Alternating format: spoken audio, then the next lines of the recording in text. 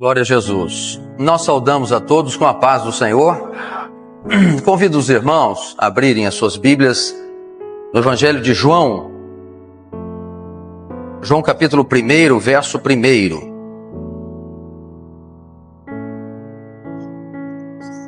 Nós vamos fazer essa leitura juntos.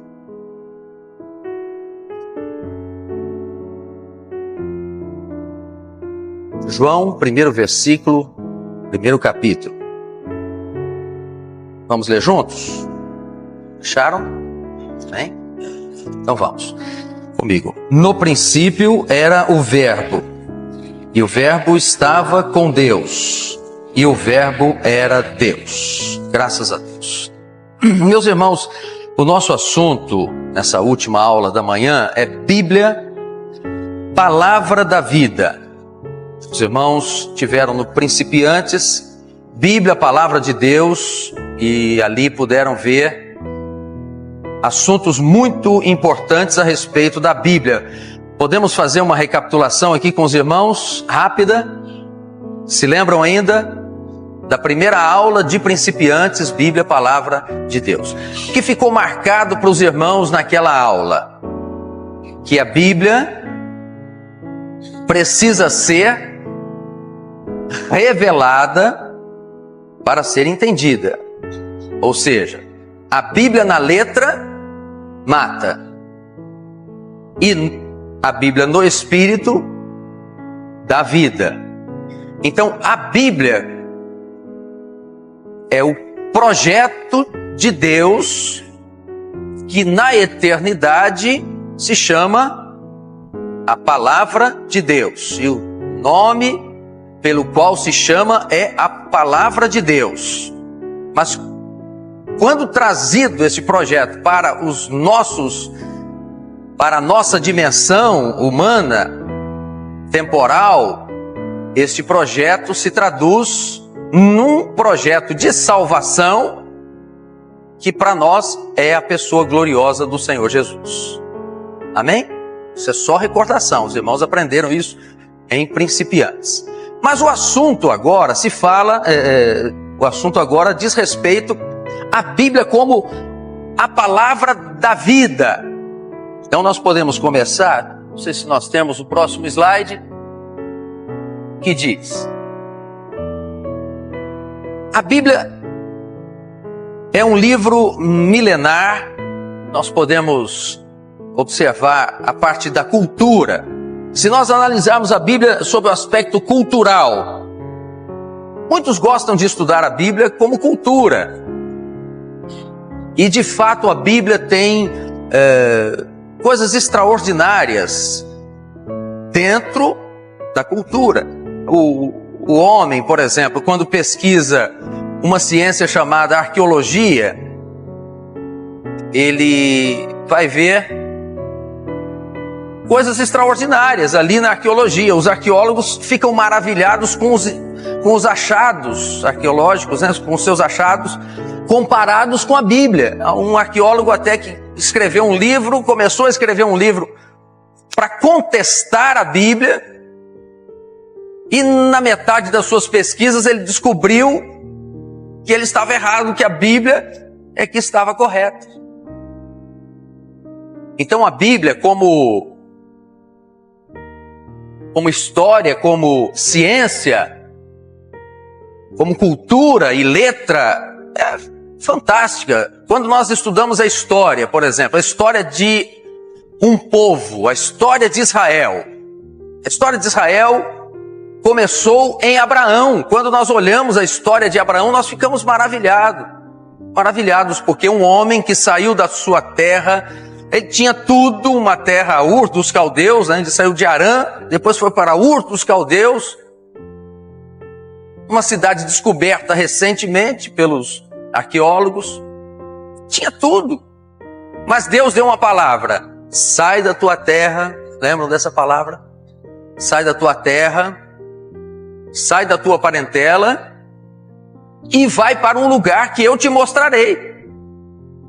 Então a história que a Bíblia mostra a respeito dos povos é maravilhosa. A vida de Abraão Quando Abraão se separa de Ló e ele intercede por Ló, e depois Deus usa Abraão para formar uma grande nação. Deus disse a ele: de ti farei uma grande nação. E a nação de Israel veio de Isaque, um filho que veio depois da sua velhice, durante a sua velhice, e Deus formou esse povo extraordinário. E a Bíblia retrata esses fatos históricos.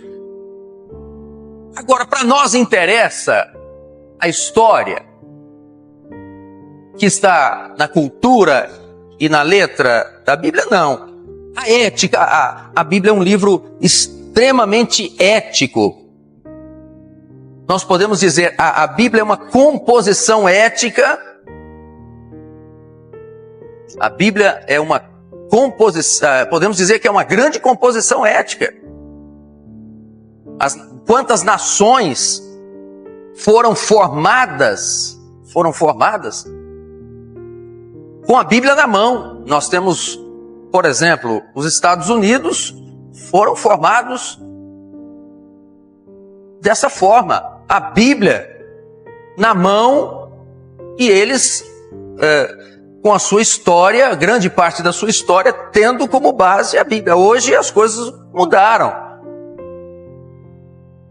A Inglaterra, por exemplo, outros países que usaram a palavra. Então, a ética é algo extraordinário. Quantas casas, senados, congressos, quantas cortes usam a Bíblia como referência. Quantas ações de advogados, de juízes são dados sob o aspecto ético, usando princípios extraordinários da Bíblia. Então a Bíblia é uma composição ética, nós podemos dizer. É uma composição poética também. Nós observamos as poesias hebraicas, e uma delas nós estudamos profundamente aqui, que é o livro de Cantares, não apenas no aspecto poético, que o nosso objetivo aqui é o aspecto profético, mas a poesia em si é riquíssima, é linda, é maravilhosa. Então, Jó, um livro como o livro de Jó, que certamente Deus já falou a muitos corações aqui no livro de Jó, é um livro poético. Davi, nos Salmos, e quantos outros salmistas, é um livro poético. Então, o livro, a Bíblia como livro ético, e nessas poesias nós observamos a ética, mas fundamentalmente nós observamos a profecia. Então, cultura e a letra usa a história, usa a ética. As religiões, quantas religiões foram fundadas com base na Bíblia? Nós podemos dizer 90 e tantos % das religiões foram fundadas com base nesta palavra. Então, meus irmãos, como livro de ciência, como livro de filosofia, apontando para a letra, nós não temos o que questionar. A Bíblia fala em muitos aspectos sobre a ciência. Não é o objetivo da Bíblia. Fazendo um gancho com a aula de Bíblia, Palavra da Vida. Os irmãos, Palavra de Deus, no Principiantes. Os irmãos se lembram de alguns fatos que a Bíblia se refere, por exemplo, à redondeza da terra. Outros fatos interessantes que a Bíblia se refere à ciência. Outro dia nós ouvimos uma notícia interessantíssima que está na palavra. Diz que uma notícia que os cientistas captaram um som de uma galáxia, de um grupo de estrelas. E eles foram mais além, dizendo que esse som estava em si bemol. Eu fiquei pensando, eu falei, isso está na Bíblia, não é possível. Aí nós fomos em Jó 38:7 diz assim: quando as estrelas da alva juntas alegremente cantavam e todos os filhos de Deus rejubilavam. Então as estrelas cantavam, está aqui numa poesia da Bíblia. Isso é extraordinário. Agora, não é o objetivo da palavra. O objetivo da palavra não é ficar na cultura e na letra. Isso seria suficiente para nós entendermos. Mas o objetivo da palavra é a salvação do homem, é mostrar que ela é a palavra da vida. No princípio era o Verbo, e o Verbo estava com Deus, e o Verbo era Deus. Então, nós podemos mudar o verbo por palavra. Então, como ficaria esse versículo que lemos? No princípio era, falem comigo, no princípio era a palavra, e a palavra estava com Deus, e a palavra era Deus. A palavra verbo foi usada por ser uma palavra no masculino. Isso está se referindo a um projeto, ao projeto de Deus, ao projeto de salvação do homem. Mas vamos continuar aqui, esse nosso terceiro ponto, contestação e mistério. Nenhum outro livro tem sido tão contestado quanto a Bíblia. Alguns dizem, mas com quem casou Caim? Aquelas perguntas que não interessam para ninguém, né? E ficam procurando contestar aquilo que já está revelado, aquilo que já está esclarecido. Mas como lê e não entende, a Bíblia passa a ser um livro contestado para muitos. Agora, depois da contestação, pode passar o próximo slide, vem a revelação. Então, onde está a revelação desse livro no Velho Testamento? Então, no Velho Testamento, nós podemos ver a coisa mais maravilhosa. Nós temos o tempo de Deus e o tempo do homem. O tempo do homem começou a ser contado após o seu pecado. Desobedeceu, o tempo começou a ser contado para o homem. Porque antes ele vivia no tempo de Deus. E se nós fizermos aqui uma linha, nós vamos entender o tempo do homem, aquele contado para a morte, que é o tempo Cronos. E o tempo de Deus é o Kairos, contado para a vida. O tempo do homem, cada dia nós vamos morrendo. É a temporalidade do homem. O que diz Moisés no Salmo 90? Ele diz que a nossa vida é como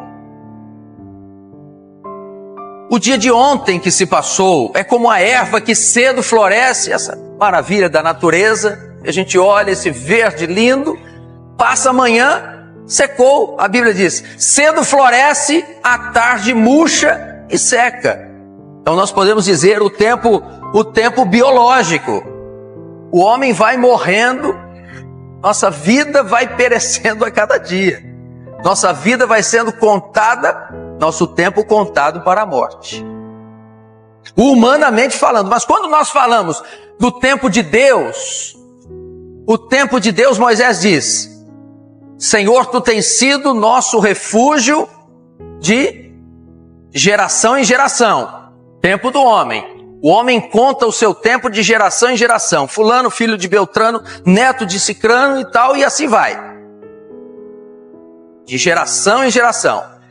Mas Moisés diz, de eternidade a eternidade, tu és Deus. Então o tempo de Deus é contado para a vida eterna. Nós contamos, a Bíblia apresenta o tempo biológico. Mas o projeto de Deus, isso é para lançar o homem na realidade da sua temporalidade. Agora, dentro dessa realidade, ele precisa conhecer um projeto que veio da eternidade. E é isso, meus amados, que esta palavra da vida vem trazer ao homem. O homem está caminhando para a morte. mas o projeto da palavra da vida o alcança e o leva ao entendimento da eternidade. Que bênção maravilhosa. Então o tempo, o homem no seu tempo biológico, podemos dizer o tempo físico aqui também, ou o tempo da física,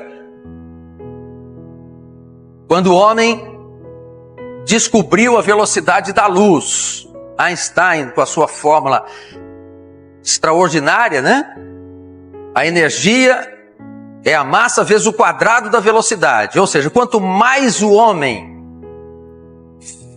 é veloz no seu tempo, mais diminui. Quanto mais ele é veloz, mais diminui o tempo. Então alguns dizem, olha, daqui em Vitória são, vamos imaginar, um lugar de Vitória é 100 quilômetros. Se eu faço 100 quilômetros por hora até lá, eu vou em 1 hora, certo? 100 quilômetros por hora, 1 hora. Se eu vou a 200 quilômetros, quanto tempo eu faço? Meia hora.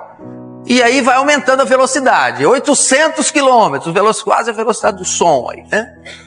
Diminui, 7 minutos e meio.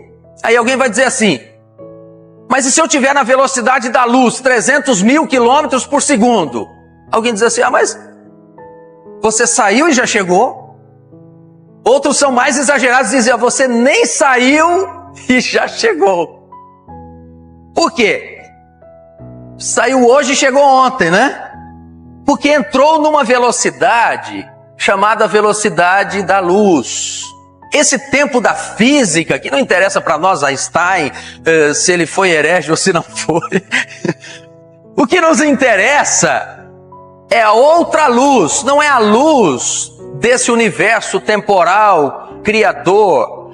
Interessa a luz do universo redentor, do tempo de Deus. Essa luz que é diferente dessa lâmpada ou da luz do sol, que são massas que se explodem e chegam até nós. Nós estamos falando de outra luz. Disse Jesus, falem comigo, eu sou a luz do mundo. Quem me segue não andará em trevas, mas terá a luz da vida. Nós estamos falando na palavra da vida. Então essa luz que nós estamos recebendo ilumina o ambiente, ilumina a parte humana, material. Mas quando nós falamos na luz que é Jesus, ilumina a nossa alma, cura a nossa enfermidade espiritual, perdoa o nosso pecado e nos dá acesso ao projeto eterno. Louvado seja o Senhor por essa bênção. Então o tempo da física é mostrado assim. Mas a Bíblia mostra o tempo da física de outro jeito.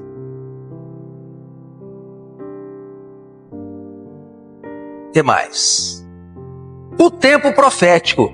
O tempo profético é quando nós entendemos a Bíblia e sabemos que ele tem esse projeto eterno para nós. Então, meus amados, finalizando aqui o nosso assunto, quando nós somos envolvidos por muitos argumentos que estão em nossa volta e quando nós começamos a valorizar esses tempos, né? O tempo poético, vamos imaginar o tempo poético.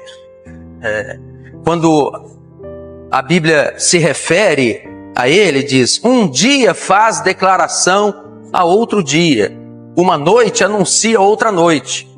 A Bíblia fala desse tempo, mas sempre com o objetivo de nos mostrar a nossa realidade diante de um plano eterno de Deus. Então, o tempo físico, o tempo biológico, o tempo da física, o tempo biológico, o tempo poético. Mas o que Deus quer de fato, quando nós entramos em contato com a palavra de Deus, é que ela seja para nós o tempo profético, o tempo da vida eterna. Muitos no Antigo Testamento tiveram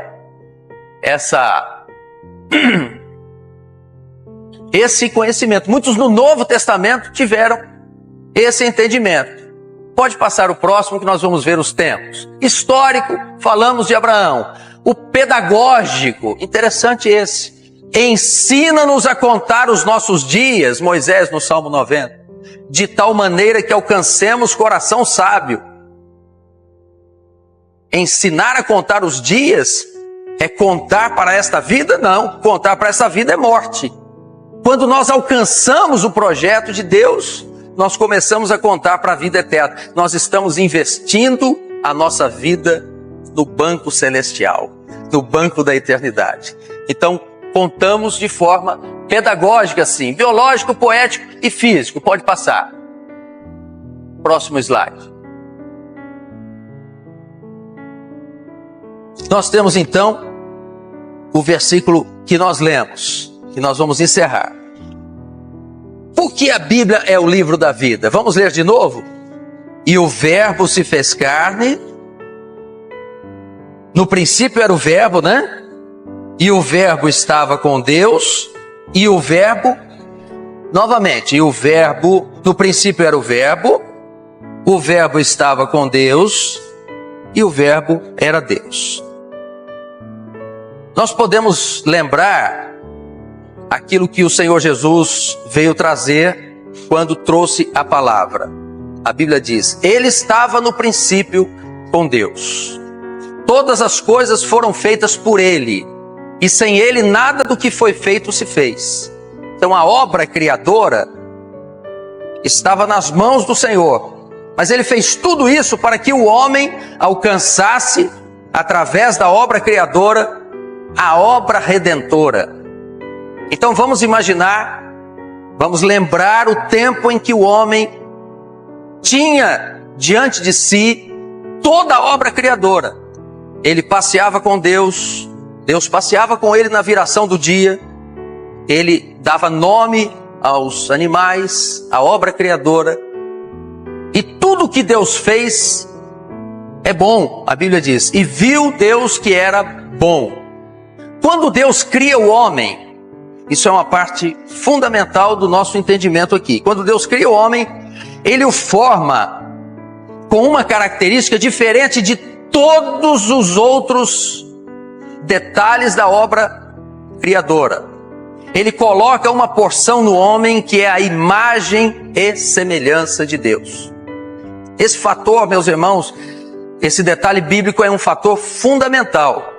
Porque quando o homem é imagem e semelhança de Deus, quando ele tem o poder de livre arbitrar sobre a sua vida, ele pode escolher. O irmão aqui escolheu vir ao Manaim e não ficar em casa.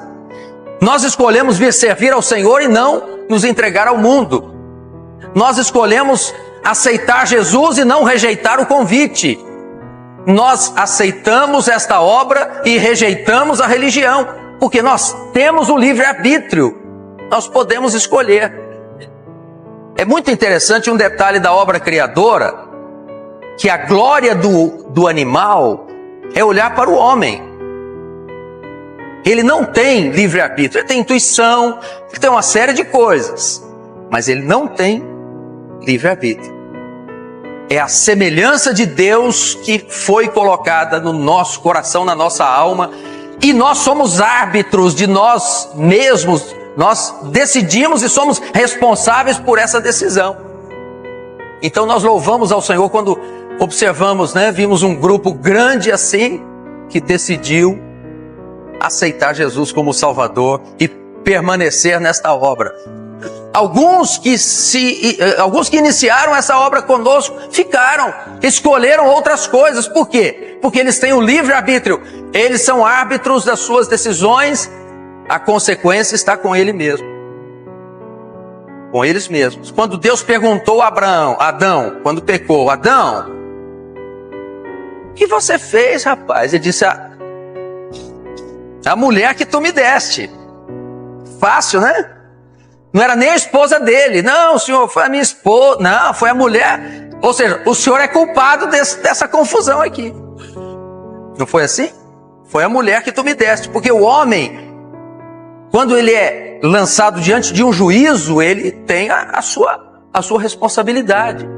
E a palavra mostra que, quando falou com a esposa, quando falou com Eva, disse: não, foi a serpente. O problema foi a serpente. E terminou nela, não tinha mais ninguém, Terminou ali.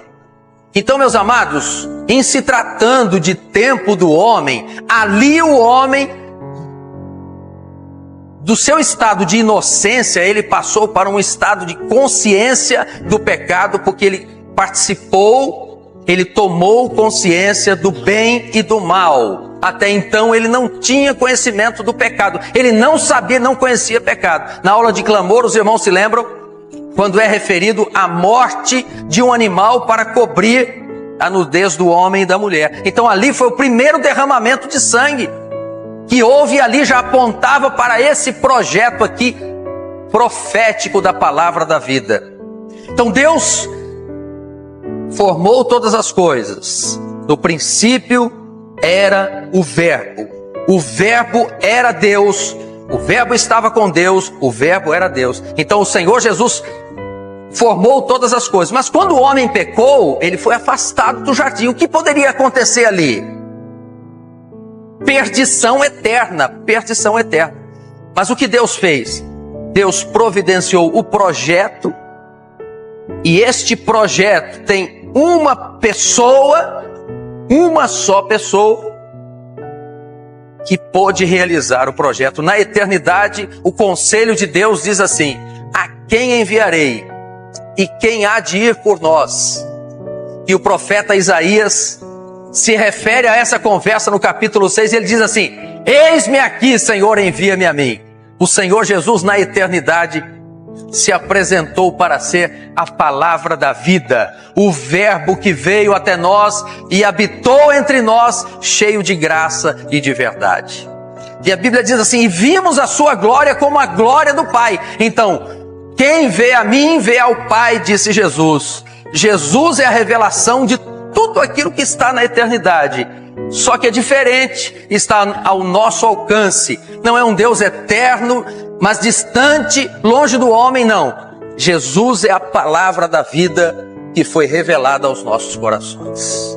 Quando Saulo estava no caminho de Damasco, talvez como muitos de nós aqui, perseguindo aqueles que se chamavam cristãos na época, uma luz brilhou no caminho de Saulo. Caminho de Damasco, a luz brilhou, ele ficou cego, foi lançado por terra. Mas o Senhor mandou que ele se levantasse, porque Deus ia endireitar a sua vida. Ele diz: entra na rua direita. Olha o nome da rua. Rua direita. E o Senhor revelou para ele que um homem chamado Ananias deu uma visão, hein? Vejam, extraordinário. Experiência. Deu uma visão para ele, que entrava um homem chamado Ananias. Isso é culto profético, né? Orava por ele e ele voltava a ver. Enquanto isso, o Senhor falava com Ananias: Ananias, Saulo vinha no caminho de Damasco. Senhor, mas eu vou explicar para o Senhor aqui uma coisa. Às vezes a gente tenta fazer isso com o Senhor, né? Senhor, vou explicar aqui. Talvez o Senhor não conheça bem esse homem. Ele tem matado a muitos. Ele tem perseguido a tua igreja, Ananias. Deixa ele comigo, Ananias. Eu vou mostrar a ele o quanto importa sofrer pelo meu nome. Mas vai lá orar por ele, porque ele teve uma visão que você entrava na casa daquele homem onde ele está hospedado. Meus irmãos, o conhecimento desse tempo histórico, poético, físico, às vezes nos envolvem tanto nesta vida, nesse universo temporal, que nós passamos a vida lutando com ela e com as coisas deste cronômetro terrível que vai nos matando, e nos esquecemos do tempo de Deus maravilhoso.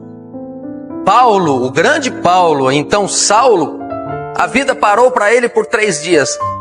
Não comeu, não bebeu, não enxergava nada e começou a orar, era o que restava a ele. Às vezes Deus tem que parar a nossa vida para nós entendermos uma outra dimensão, a dimensão da eternidade. E quem sabe o Senhor fez isso com muitos aqui, conosco, e louvado seja o nome do Senhor. Nós escolhemos servir ao Senhor. Foi a melhor escolha da nossa vida. O pecado, o pecador agora resgatado pelo poder do sangue de Jesus. Quando Ananias chegou ali e orou, as escamas caíram, as escamas dos irmãos também caíram, porque agora a palavra viva está aberta diante de nós. Nós temos acesso a ela pela revelação que é o Senhor Jesus vivo, porque Ele veio, morreu, ressuscitou, está à direita de Deus, e o Espírito Santo está entre nós para revelar esta palavra viva e maravilhosa. Então os irmãos são portadores, nós somos portadores dessa palavra da vida que está à nossa disposição. Jesus é a luz do mundo, Jesus é a luz que nos revela esta palavra maravilhosa e este projeto eterno. Que Deus nos abençoe.